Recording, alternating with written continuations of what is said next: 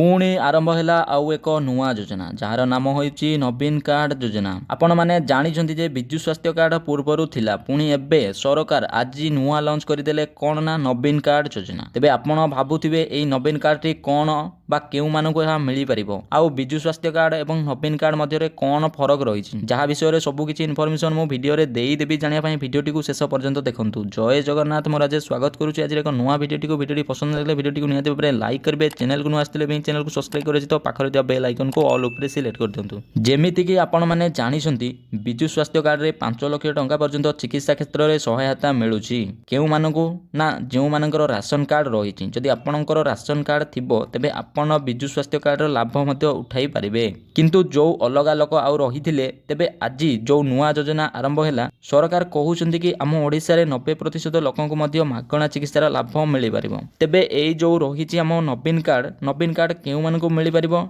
ना दुईटी श्रेणीर लोकंकु मिलिबोनी बाकी समस्तंकु मिली पारिबो। दुईटी लोक केउ माने गोटिए हैला सरकार चाकिरिया एवं अन्यटी हैला आयकर दाता। बाकी जेतिकी रहिले धरा जाउ बा राशन कार्ड नाही तेबे मध्य नवीन कार्ड मिली पारिबो। तेबे एही नवीन कार्ड रे 5 लाख टंका पर्यंत मध्य मागणा चिकित्सा मिली पारिबो।